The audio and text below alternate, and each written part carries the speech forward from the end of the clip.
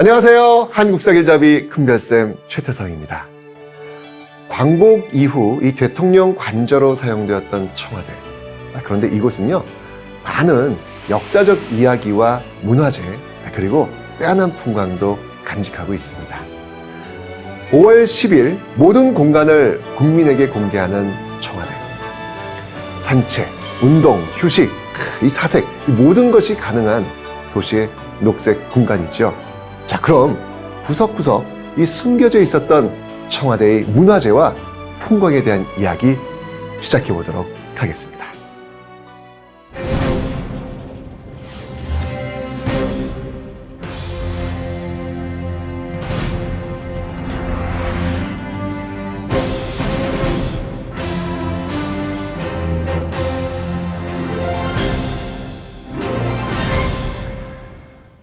도심 속 국민의 쉼터로 돌아온 청와대. 그 안에는요, 120여 종의 정말 아름다운 나무들이 즐비합니다.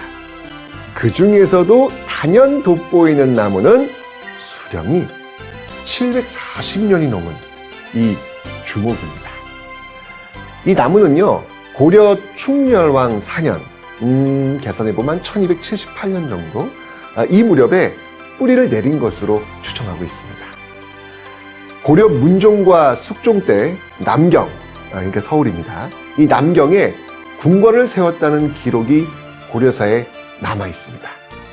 또 태조실록에도 고려 숙종 때 이 경영했던 궁궐의 예터가 너무 좁아 그 남쪽에 궁궐터를 정했다라는 기록이 있는데요. 고려부터 조선시대까지 이곳 청와대 자리는 왕실의 소유이자 아름다운 풍광을 자랑해왔습니다. 현재 남서쪽인 본관 지민로와 이 영빈관 일대는요, 경농제 등의 농업 장려 시설이 있었고요. 녹지원과 이 비서동 일대인 남동쪽에는요, 육문당과 육무당이라고 불리는 과거 시험장과 사열 시설이 있었습니다. 그리고 대통령 관저가 있는 북쪽에는요, 왕이 휴식을 취하는 오은각과 옥련정 등이 있었는데, 참 속상하기도요. 이 일제강점기 이 대부분의 건물들이 헐려나갑니다. 그러다 보니까 이 경복궁 후원이었던 청와대에는요, 1980년대 이전까지 전통 한식 건물이 전혀 없었고요, 일본식 건물만 남아있게 되었습니다. 그래서 1983년 전통 한옥인 상춘제를 짓고 이후로는 외빈 접견 장소로 사용해왔습니다.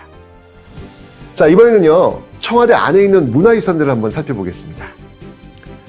대표적으로는요, 이 경주 방영대좌 석조 열애자상이 있습니다. 이게 진짜 이거 청와대의 시그니처. 너무 유명하니까 수려한 용모로 미남불상, 청와대불상이라는 이런 별명도 가지고 있습니다. 아마도 이 9세기경 통일신라 시대에 제작된 것으로 일제강점기에 이 데라우치 초대 조선 총독이 경주에 있던 불상을 서울로 옮겨온 겁니다. 특히 이 총독이 이걸 또 일본으로 가져가려고 했네. 참. 그런데 이 당시 언론의 비판으로 결국 실패했고요. 이 보물을 지켜낸 소중한 일화도 있습니다. 자, 이 석불좌상 인근에는요, 또 하나의 문화재가 있는데요. 임금의 휴식처였던 오은정은요, 서울시 유형문화재 102호로 경복궁 중건 당시에 흥선대원군이 세웠습니다. 현판 글씨는 이승만 대통령이 직접 쓴 것으로 알려져 있습니다. 청와대 서남 쪽에는요, 칠궁이 자리 잡고 있는데요. 조선시대에 왕을 낳은 후궁 7명의 위패를 모셨던 사당입니다. 영조가 이 종묘에 어머니의 신주를 모시지 못해 슬퍼하다가 청와대터에 어머니의 사당을 세우면서 그 유래가 이어졌죠. 칠궁은요, 종묘와 더불어서 조선시대의 묘사 제도, 그러니까 사당 어떤 구조라든지 제사였던 방식들, 이런 연구에 귀중한 자료로 평가받고 있습니다. 자, 청와대는요, 지정, 비지정, 문화유산과 자연유산을 포함해서 약 60여 건의 문화재가 있습니다.